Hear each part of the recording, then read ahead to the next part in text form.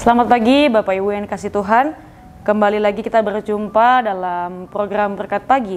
Dan kembali sampai hari ini kita masih akan membahas tentang surat Filipi, seperti yang sudah kita dengarkan beberapa hari sebelumnya. Dan Bapak Ibu, mari sebelum kita memulaikan aktivitas kita mau memberikan waktu kita untuk merenungkan kebenaran firman Tuhan, supaya dalam kita menjalani sepanjang hari ini, kita boleh menjalaninya bersama-sama dengan Tuhan. Nah, sekarang kita akan melihat pada surat Filipi, surat Filipi pasalnya yang ketiga. Saya hanya akan membahas sedikit bagian saja, tidak semua. Tapi mungkin ada satu hal yang menarik, dan mungkin kalau Bapak Ibu juga masih mengingat, ini juga sempat disinggung oleh Ibu Gembala beberapa waktu yang lalu. Nah, kalau kita lihat sebelum kita baca ayat utamanya, kalau kita lihat dari ayat 1, Filipi pasal 3 ayat 1 sampai ke 6. Di sana kita melihat Paulus sedang menyampaikan, Paulus sedang memberikan, dia mengulang bagaimana kisah kehidupannya. Dia menyatakan ada hal-hal yang sebenarnya dapat dia banggakan. Seperti kisah-kisah pelayanannya dia yang di zaman dahulu, bahkan hal-hal apa yang bisa dia banggakan sebagai seorang Yahudi, bahkan apa yang udah dia kerjakan sebagai hamba Tuhan yang sebenarnya bisa dia banggakan. Tapi kita mau lihat pada ayatnya yang ke-8, kita lihat dari ayat yang ke-7, Paulus katakan demikian. Demikian firman Tuhan, tetapi apa yang dahulu merupakan keuntungan bagiku, sekarang kuanggap rugi karena Kristus. Kita lihat di situ dulu. Segala sesuatu Paulus katakan yang dahulu merupakan keuntungan, Bapak Ibu ketika ia menjadi seorang Sanhedrin, seorang Yahudi yang berpendidikan, inteleknya tinggi, inteleknya kuat, seorang yang sangat dipandang, itu buat mungkin kalau kita hari-hari ini bisa melihat bahwa orang-orang yang pintar, orang-orang yang ada di kasta tinggi, mereka tuh punya peran-peran penting, dihormati, dihargai, disegani, dan Paulus berada di posisi seperti itu. Dan seharusnya Paulus bisa membanggakan hal tersebut dalam kehidupannya. Tapi kalau Paulus katakan segala sesuatu yang dulu merupakan keuntungan, mungkin dia zaman dahulu karena dia punya banyak kelebihan, itu bisa menjadi keuntungan untuk dirinya. Dia bisa, bahkan ketika ia ingin memberantas umat-umat Kristiani, dia tinggal memasukkan surat sekali saja dan langsung diterima. Itulah pengaruh kuasanya Paulus. Tapi sebesar apapun di zaman dahulu yang Paulus boleh miliki, ia katakan bahwa semua itu merupakan sebuah kerugian, bukan keuntungan. Tapi ketika ia mengenal Kristus, dia punya sesuatu yang lebih indah. Kita lihat di dalam ayat yang ke-8, malahan segala sesuatu kuanggap rugi. Karena apa? Karena pengenalan akan Kristus Yesus Tuhanku lebih mulia daripada semuanya.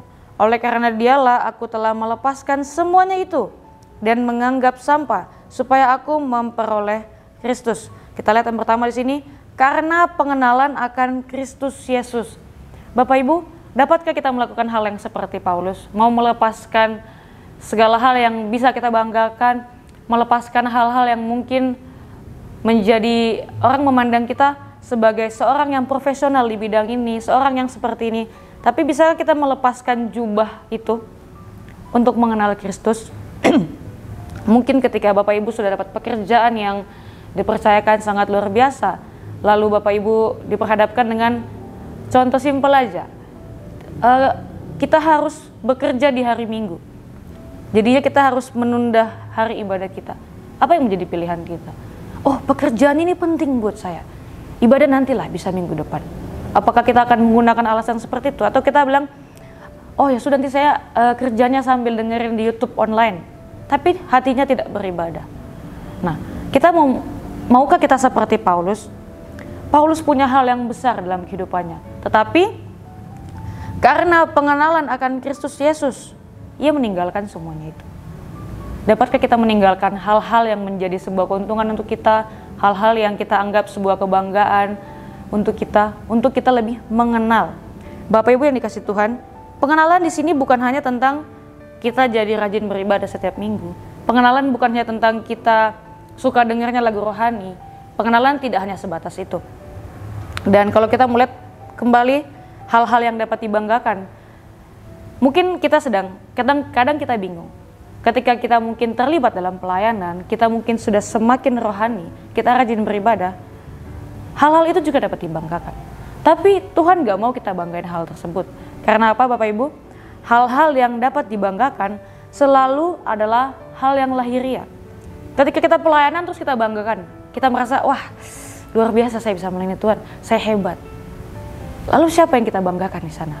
Nah, kita harus berhati-hati Bapak Ibu. Ketika kita mengenal Tuhan lebih dalam, kita memberikan diri untuk mau melakukan pekerjaan Tuhan, lalu kita mau membanggakannya. Paulus pun berkhotbah di mana-mana, Paulus melayani orang Yahudi dan non-Yahudi, dia tidak mau membanggakan itu.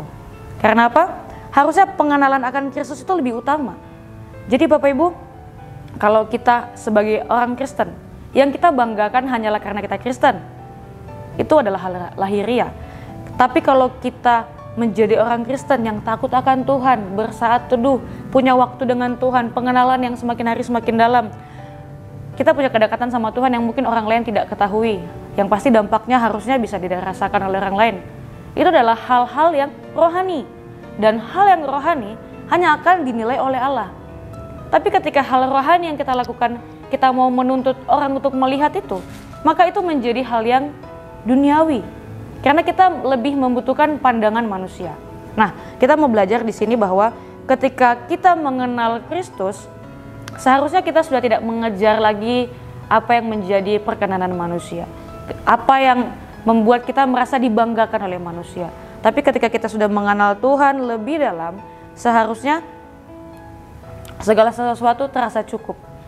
Melayani karena kita mengasihi Tuhan, beribadah karena kita rindu sama Tuhan, baca Alkitab karena kita tahu kita butuh tuntunan firman Tuhan, kita berdoa karena kita tahu kita nggak bisa berjalan seorang diri.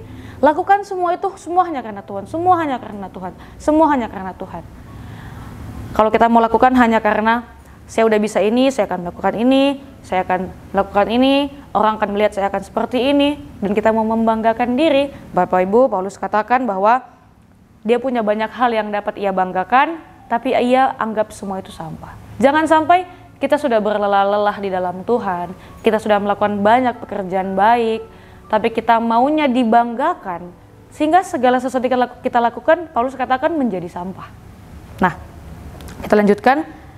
Di ayat 9 dikatakan, saya ulangi dari ayat 8, oleh karena dialah aku telah melepaskan semuanya itu dan menganggapnya sampah. Lepaskan apa yang membuat kita merasa akan membanggakan diri, lepaskan Bapak Ibu.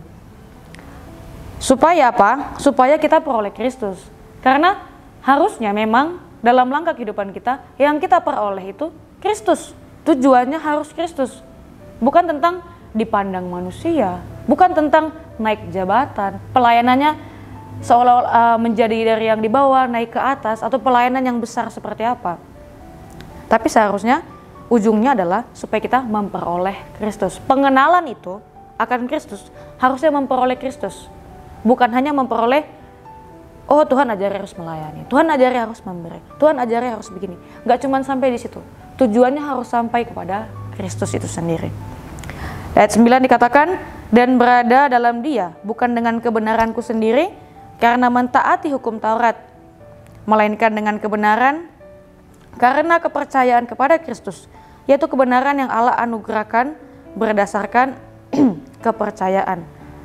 Pengenalan akan Kristus bukan tentang kita melakukan sesuatu seperti yang firman Tuhan katakan, berdoa hanya sampai di situ, baca Alkitab hanya sampai di situ. Tidak hanya sekedar melakukan aktivitas kegiatan rohani, tetapi benar-benar menikmati kerohanian itu sendiri. Di ayat 10 dikatakan, yang ku kehendaki ialah mengenal Dia dan kuasa kebangkitannya dan persekutuan dalam penderitaannya, di mana aku menjadi serupa dengan Dia dalam kematiannya. Bapak Ibu yang dikasih Tuhan, pengenalan itu harus terus bertumbuh sampai kita mengenal Dia lebih dalam, mengenal kuasa kebangkitannya, persekutuan dengan Tuhan. Dan kita harusnya memahami bahwa penderitaan itu menjadi hal yang biasa ketika kita mengenal Tuhan, karena kita hidup di dunia yang tidak mencintai Tuhan Yesus. Dan di mana akhirnya akan menjadi serupa dengan Dia dalam kematiannya.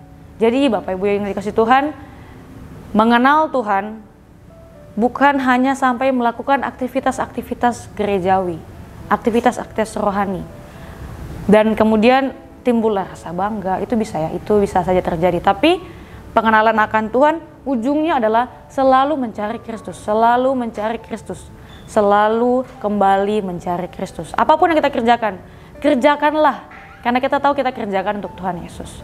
Puji Tuhan Bapak Ibu, demikian kebenaran firman Tuhan pada pagi hari ini. Kiranya boleh memberkati saya dan Bapak Ibu semua, bahkan saudara sekalian yang menyaksikan rekaman berkat pagi pada hari ini. Puji Tuhan Immanuel, Allah beserta dengan kita. Oh, Tuhan.